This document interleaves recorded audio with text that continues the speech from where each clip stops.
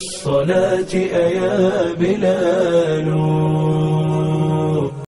அஸ்ஸலாமு அலைக்கும் வரஹ்மத்துல்லாஹி வபரகாத்துஹு. பிரியமான சகோதரர்களே, சகோதரிகளே, அல்லாஹு ஜல்ல ஷானுஹு தஆலா குர்ஆன் ஷரீஃபை நமக்கு ஒரு முன்மாதிரியான ஒரு புத்தகமாக, நம்முடைய வாழ்க்கைக்கு அத்தியாவசியமான ஒரு தேவையாக இந்த குர்ஆன் ஷரீஃபை அல்லாஹ் நமக்கு இறக்கி வைத்திருக்கிறான். அதுதான் நிதர்சனமான ஒரு உண்மை. கண்ணியமான சகோதரர்களே, தேர்தல் களம் மிகவும் சூடு பிடித்து கொண்டிருக்கக்கூடிய இந்த நேரத்தில் ஒரு சில விஷயங்களை உங்களோடு பகிர்ந்து கொள்ள நான் ஆசைப்படுகிறேன். கண்ணியமான சகோதரர்களே, இந்த தேர்தல் களம் அப்படிங்கிறது சத்தியத்திற்கும் அசத்தியத்திற்கும் நடக்கக்கூடிய ஒரு போரை போன்றது.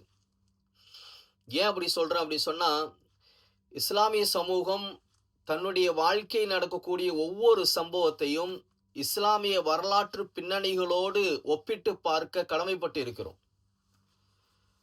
இந்த தேர்தல் களத்தை நான் எதோடு ஒப்பிட விரும்புகிறேன் என்று சொன்னால், பத்ருடைய போர்க்களத்தோடு ஒப்பிட விரும்புகிறேன்.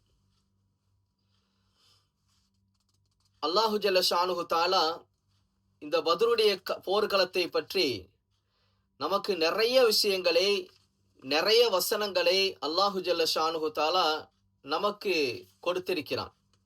அதுல மிக முக்கியமான ஒரு வசனம் அப்படின்னு சொன்னா, சூரத்துல் பக்ராவுல 249வது வசனமாக அல்லாஹ் சொல்லி காட்டுறான். கம்மின் ஃபஅத்தின் கலீலத்தின் கலபத்து ஃபஅத்தன் கஸீரத்தன் பிஇذنில்லாஹ். அல்லாஹ்வுடைய அனுமதியோடு எத்தனையோ சிறிய கூட்டங்கள் பெரிய கூட்டங்களை வென்றிருக்கிறது என்ற வசனத்தை அல்லாஹ் சொல்லி காட்டுகிறான். இன்னைக்கு உள்ள தேர்தல் களம் அப்படிங்கிறது அப்படிதான். இன்னைக்கு பின்பான்மையாக நாங்கள் இருக்கிறோம் என்று சொல்லக்கூடிய பிஜேபி ஆர்எஸ்எஸ்க்கு எதிராக இன்று தமிழ்நாட்டிலே களம் கண்டு கொண்டிருக்கக்கூடிய எஸ்டிபியினுடைய தோழர்களுக்கு இந்த வீடியோவை நான் சமர்ப்பிக்கிறேன். கண்ணியமான சகோதரர்களே, எஸ்டிபி கட்சியினுடைய தமிழ் மாநில தலைவர் முபாரக் அண்ணன் அவர்கள் இன்று நன்னிலம் தொகுதியிலே தேர்தல் களம் காணுகிறார்கள். அது எல்லாருக்கும் நமக்கு அறிஞ்ச விஷயம்தான். ஆனா இன்னைக்கு மக்களுக்கு மத்தியில ஒரு பேச்சு என்ன அப்படின்னு சொன்னா, அங்க இருக்கக்கூடிய சிட்டிங் எம்எல்ஏ காமராஜ் தான் எப்பொழுதுமே வெற்றி வாகை சூடக்கூடியவர். அப்படித்தான் எல்லா மக்களும் பேசிட்டு இருக்கிறாங்க. இஸ்லாமிய மக்கள் முதற்கொண்டு இதை தான் பேசிக் கொண்டிருக்கிறார்கள். இன்னும் சொல்ல போனா, எஸ்டிபியினுடைய தோழர்களில் சிலர்களுடைய வாயில் வரக்கூடிய வார்த்தை கூட இப்படிதான். ஏன் அந்த தொகுதியை போய் வாங்கினாங்க, அந்த இடத்துல காமராஜ் தானே எப்போதும் ஜெயிச்சிட்டு இருக்கிறாரு, நமக்கு அது டஃபாவில் இருக்கும் இப்ப என்று சொல்லக்கூடிய விதத்தில இன்னைக்கு நிறைய சகோதரர்களுடைய வாயில வரக்கூடிய வார்த்தைகளை நான் உங்களுக்கு இங்கே சமர்ப்பிக்கிறேன். கண்ணியமான சகோதரர்களே, வெற்றி என்பது மனிதர்கள் முடிவெடுக்கக்கூடிய விஷயம் அல்ல. மேலே நான் ஓதி காட்டிய அந்த வசனத்தில் அல்லாஹ் சொல்லக்கூடிய விஷயத்தை நன்றாக யோசிச்சு பார்த்தீங்க அப்படின்னு சொன்னா, ஒரு விஷயம் தெளிவாக விளங்கும்.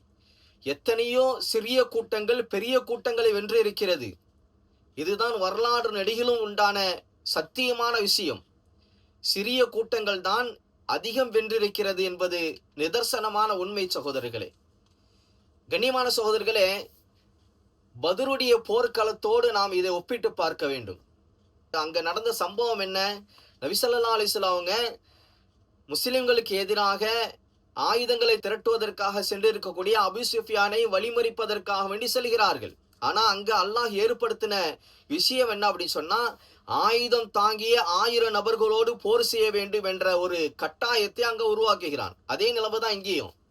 நம்ம இலகுவாக ஒரு சில தொகுதிகளை வாங்கிடலாம் அப்படின்னு சொல்லி நம்முடைய விருப்ப பட்டியலை நம்ம கொடுத்திருந்தும் கூட, ஒரு டஃப்பான கஷ்டமான இடம் நமக்கு கிடைத்திருக்கிறது என்று சொன்னால், அல்லாஹ் நம்மின் மூலமாக ஒரு சில விஷயங்களை எதிர்பார்க்கிறான் என்பதுதான் நிதர்சனமான உண்மை. அருமை சகோதரர்களே, இந்த இடத்துல எந்த சகோதரர்களும் நிராசை அடைந்து விடக் கூடாது என்பதை நான் இந்த இடத்துல உங்களுக்கு சொல்லிக்கொள்ள ஆசைப்படுகிறேன்.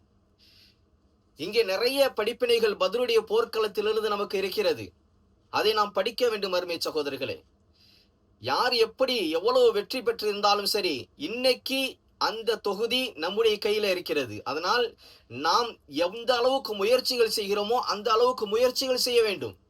முயற்சிகள் செய்துவிட்டு அதை அல்லாஹ்விடத்தில் ஒப்படைக்க வேண்டும் அருமை சகோதரர்களே. நபி ஸல்லல்லாஹு அலைஹி வஸல்லம் அவங்க அந்த பத்ருடைய அந்த வரலாற்றை படிச்சீங்க அப்படின்னு சொன்னா, எல்லா முயற்சிகளையும் செய்துவிட்டு கடைசியாக அதை அல்லாஹ்விடத்தில் ஒப்படைத்தார்கள். யா அல்லாஹ், இந்த சிறிய கூட்டம் அழிந்து விட்டது என்று சொன்னால், இந்த சிறிய கூட்டத்தை அவர்கள் அழித்து விட்டார்கள் என்று சொன்னால், உன்னை வணங்குவதற்கு ஒரு கூட்டம் இந்த உலகத்தில் இருக்காது என்பதாக நபி ஸல்லல்லாஹு அலைஹி வஸல்லம் அவர்கள் அல்லாஹ்விடத்தில் மன்றாடினார்கள். யா ஹய்யு யா கய்யூம் பிரஹ்மத்திகே அஸ்தகீஸ். யா அல்லாஹ், நீ உயிரோடு இருப்பவன், நீ நிலையானவன், உன்னுடைய ரஹமத்தை கொண்டு உன்னிடத்திலே நான் கையேந்துகின்றேன், நான் உதவி தேடுகிறேன். யா அல்லாஹ், இந்த சிறு கூட்டத்திற்கு நீ உதவி செய், இந்த சிறு கூட்டத்தை நீ வெற்றியடை செய் என்பதாக நபி ஸல்லல்லாஹு அலைஹி வஸல்லம் அவர்கள் அழுது புலம்பினார்கள். நபி ஸல்லல்லாஹு அலைஹி வஸல்லம் அழுது புலம்பினார்கள் அருமை சகோதரர்களே. அதே போன்று ஒவ்வொரு சகோதரர்களும் முபாரக் அண்ணனுடைய வெற்றிற்காக உழைக்க வேண்டும். முபாரக் அண்ணன் வெற்றி பெற வேண்டும் என்பதற்காக வேண்டி மக்களிடத்திலே சென்று பேச வேண்டும். மக்களிடத்திலே கேன்வாஸிற்காக வேண்டி செல்ல வேண்டும். மக்களுடைய உள்ளத்தை மாற்றக்கூடியவன் அல்லாஹ். ஆனால் அவருடைய உள்ளத்திலே மாற்றத்தை ஏற்படுத்துவதற்கு காரணமாக நாம் இருக்க வேண்டும். கண்ணியமான சகோதரர்களே, அல்லாஹு ஜல்ல ஷானுஹு தஆலா இந்த பத்ரின் மூலமாக பல படிப்பினைகள் அல்லாஹ் சொல்லி காட்டுகிறான். வலகது நஸரகுமுல்லாஹு பிபத்ரின் வ அன்தும் அதில்லத்துன் ஃபத்தகுல்லாஹ லஅல்லக்கும் தஷ்குருன். அல்லாஹ் இன்னொரு வசனத்துல சொல்லி காட்டுறான். ஆல இம்ரான்ல 123வது வசனமாக அல்லாஹ் சொல்லி காட்டுறான், நீங்கள் பத்ரிலே மிகவும் குறைந்தவர்களாக, மிகவும் சக்தியற்றவர்களாக இருந்தீர்கள், அந்த நேரத்துல நான் உங்களுக்கு உதவி செய்தேன் என்பதாக அல்லாஹ் சொல்லி காட்டுகிறான். அதே நிலைமை தான் இன்னைக்கும் நம்ம இருக்கிறோம். அதே நிலைமையில தான் இன்னைக்கு நம்ம இருக்கிறோம். அல்லாஹ் நமக்கு உதவி செய்வான் என்ற நம்பிக்கையோடு நாம் களம் காண வேண்டும் அருமை சகோதரர்களே. நிச்சயமாக அல்லாஹ் வெற்றியை தருவான். நிச்சயமாக அல்லாஹ் வெற்றியை தருவான். அதில் எந்த விதமான சந்தேகமும் கிடையாது அருமை சகோதரர்களே. நாம் எப்படி இருக்க வேண்டும் தெரியுமா? பத்ர் களத்திலே ஸஅத் இப்னு முஆத் ரலியல்லாஹு தஆலா அன்ஹு அவர்களை போன்று இருக்க வேண்டும். நபி ஸல்லல்லாஹு அலைஹி வஸல்லம் அவர்கள் சஹாபாக்களோடு ஆலோசனை செய்து கொண்டிருக்கிறார்கள். நாம் வந்ததோ வியாபார கூட்டத்தை மறிப்பதற்காக வேண்டி, ஆனால் இங்கே போருக்காக வேண்டி நாம் தயாராக வேண்டிய ஒரு சூழ்நிலை நமக்கு வந்து விட்டது. நாம் என்ன செய்வது? மீண்டும் மீண்டும் கேட்கிறாங்க நபி ஸல்லல்லாஹு அலைஹி வஸல்லம் அவர்கள். முஹாஜிரின் சஹாபாக்கள் மட்டுமே நபி ஸல்லல்லாஹு அலைஹி வஸல்லம் அவர்களுக்கு பதிலளித்துக் கொண்டிருந்த அந்த நேரத்திலே ஸஅத் இப்னு முஆத் ரலியல்லாஹு தஆலா அன்ஹு அன்சாரி சஹாபி எழுந்து சொன்னார், யா ரசூலல்லாஹ், நீங்கள் எதை எதிர்பார்க்கிறீர்கள்? நீங்கள் எதை எதிர்பார்க்கிறீர்கள்? நாங்கள் உங்களுக்கு வலதாகவும் இடதாகவும் முன்னும் பின்னும் இருந்து நாங்கள் உங்களை பாதுகாப்போம் யா ரசூலல்லாஹ் என்றார்கள். அது மட்டுமல்ல, நீங்கள் கடலிலே குதித்தாலும் நாங்களும் உங்களை பின்தொடர்ந்து குதிப்போம் என்று சொன்னார்கள். அந்த முடிவை நாம் எடுக்க வேண்டும் அருமை சகோதரர்களே. நம்முடைய தலைவர்கள் முடிவெடுத்து விட்டார்கள், நன்னிலம் தொகுதியை களம் காண வேண்டும் என்று. அவர்களை வெற்றி பெற செய்ய வேண்டியது நம்முடைய கடமை என்பதை நாம் உணர்ந்து அந்த தேர்தல் களத்திலே, அந்த சத்தியத்திற்கும் அசத்தியத்திற்கும் நடக்கக்கூடிய அந்த போரிலே நாம் களம் கண்டு நம்முடைய தலைவரை வெற்றி பெற செய்ய வேண்டிய கடமை நமக்கு இருக்கிறது என்பதை நாம் உணர வேண்டும் அருமை சகோதரர்களே. அப்படி நாம் முயற்சி செய்தோம் என்று சொன்னால், அப்படி நாம் முயற்சியில் ஈடுபட்டோம் என்று சொன்னால், நிச்சயமாக அல்லாஹு ஜல்ல ஷானுஹு தஆலா அந்த தலைவருக்கும் வெற்றியை கொடுப்பான். கண்டிப்பாக அதில் எந்த விதமான மாற்றமும் கிடையாது. ஆனால் நமக்கும் அல்லாஹ் அதனுடைய நன்மையை தருவான். ஒரு சமுதாயத்தை பாதுகாப்பதற்காக, ஒரு சமுதாயத்திற்கு உதவி செய்வதற்காக களம் காணுகின்ற அந்த நம்முடைய தலைவரை வெற்றி பெற செய்தோம் என்று சொன்னால் அதனுடைய நன்மை நமக்கு உண்டு என்பதை நாம் உணர வேண்டும். சஹாபாக்களுக்கு, அந்த பத்ர் சஹாபாக்களுக்கு நபி ஸல்லல்லாஹு அலைஹி வஸல்லம் சொன்ன வாழ்த்து செய்தி என்ன தெரியுமா?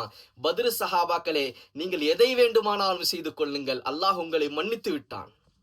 அல்லாஹ் உங்களை மன்னித்து விட்டான். ஏன்? இந்த சமுதாயத்திற்காக அவர்கள் பாடுபட்டார்கள், இந்த சமுதாயத்திற்காக அவர்கள் போர்க்களத்திலே குதித்தார்கள். அதே நிலைமைதான் இன்றைய நிலைமை அருமை சகோதரிகளே. அல்லாஹ் நிச்சயமாக நம்மளையும் மன்னிப்பான். நாம் செய்ய வேண்டிய விஷயம் என்னவென்று சொன்னால், நாம் உழைக்க வேண்டும், நாம் களம் காண வேண்டும், மக்களை சந்திக்க வேண்டும், மக்களிடத்திலே பேச வேண்டும், நாம் செய்த நல்ல அறங்களை அவர்களிடத்திலே கொண்டு சேர்க்க வேண்டும்.